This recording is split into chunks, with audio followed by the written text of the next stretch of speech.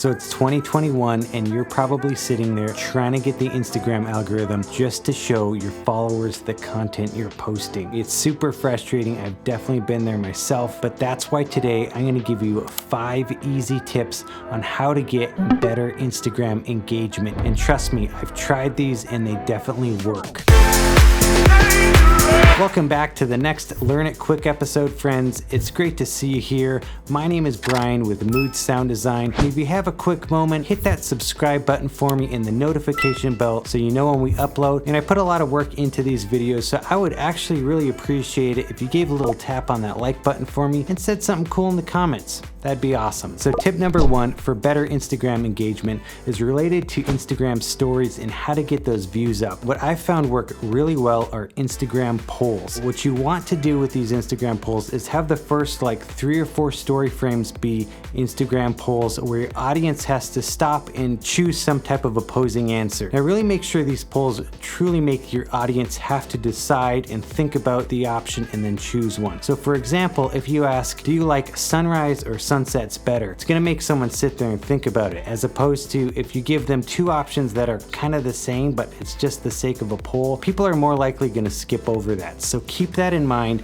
and make those polls really engaging. I personally use a lot of polls and I make sure to put them at the very beginning of my stories, and then anything else I wanna post, I'll post after that. And I've seen up to like 30,000 views on some of my stories just because of these polls, especially when they're super engaging. So the next tip will also help your story views, and that's doing some type of before and after on 2 different story frames. A lot of times for me, I'll do a tap to edit. So I'll post the unedited version of a photo I've taken, and as soon as you tap to the next story, it shows that fully edited photo. And this really engages the viewer to tap back and forth quite a bit, and those impressions trigger the algorithm to boost your story to show it to more people. Now, it doesn't just have to be unedited and edited photos. Do this with any type of transformation. Let's say you're going to get a haircut, or maybe you had a crazy fitness transformation or something, or maybe you're remodeling a room in your house and you can just do it easy, like here's the before and here's the after, and it's really eye-catching and people are gonna stop and take a little bit more time on your story and go back and forth between the 2, and that will really help your story views quite a bit. What about the content that you're posting in your feed? I've recently found out, probably within the last month or so, that Instagram photo carousels have been performing quite well. This is because a person stops scrolling, and if they start swiping over, they're spending a lot more time on that post, and that triggers the algorithm to push your content to more people. The key theme you're gonna hear through all of these tips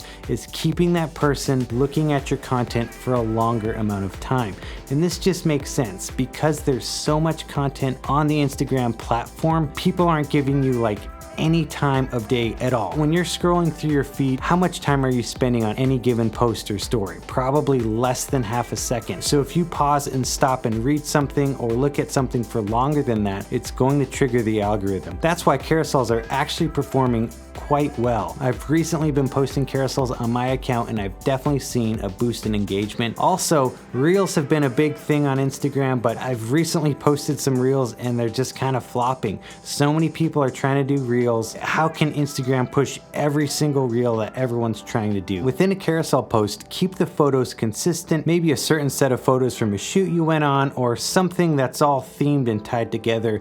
That really helps quite a bit. Also, on top of that, make sure that your caption is really engaging. Maybe there's some type of call to action that tells people to swipe for more. A lot of times I do that, so people will read the caption and they're like, oh yeah, let me take a look at the other photos. All of that type of stuff keeps the person looking at your content longer, and it definitely helps. So tip number 4 is about hashtags, and should you still use them? How should you use them? I definitely would recommend, yes, you should use hashtags, and you can use them in your caption or even in the comments. It doesn't really matter, but the biggest thing with the hashtags is to make sure that they're more specific to what you're posting. So if I just post a carousel of photos and I use hashtags photography and hashtag sunset, well, these are such big hashtags that I'm gonna be fighting just to get some exposure from those hashtags because so many other people are using them. What you really wanna do is a little bit of research to find out, okay, if I'm posting at sunset time and it's, let's say it's photography or whatever niche it's within, how can I specifically tailor these hashtags to what the viewer is looking at. So if you follow that rule of thumb, it's really gonna help Instagram push the content to the right people based on those hashtags. You'll definitely see some growth and more engagement from that. Tip number 5 is simply sticking to the niche that you're within. Ultimately ask yourself,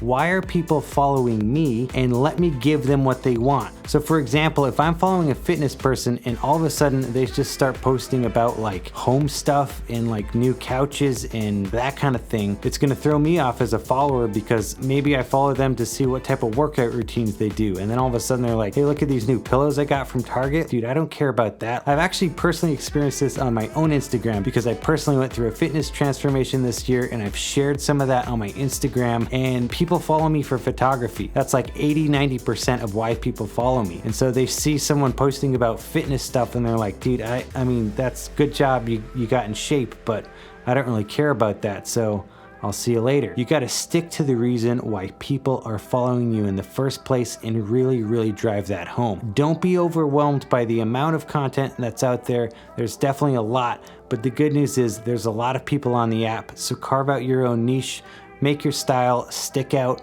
and I think you'll see some growth. So the biggest takeaway out of all of this is to get people to stop and spend more time on your posts, whether it's Instagram stories, Instagram reels, in-feed posts. You want people to stop and spend time looking at, engaging, swiping over through carousels, whatever it might be. The more you can get people to do that, the more Instagram is gonna say, oh, these people find this account interesting because of the amount of time they're spending, so we're gonna push this Instagram account even further. And from there, if the content is engaging enough and shareable enough, if you're giving people enough value, then you're definitely gonna see some growth and a lot better engagement. So give these a try and let me know in the comments if they worked for you or maybe they didn't. Instagram is this ever-changing, constantly updating app. I've been on Instagram since like 2013, and I've seen quite a wide array of engagement to a drop in engagement to now it's kind of settled out. It's something I'm still learning quite a bit about, but I definitely know that these tips have worked for me,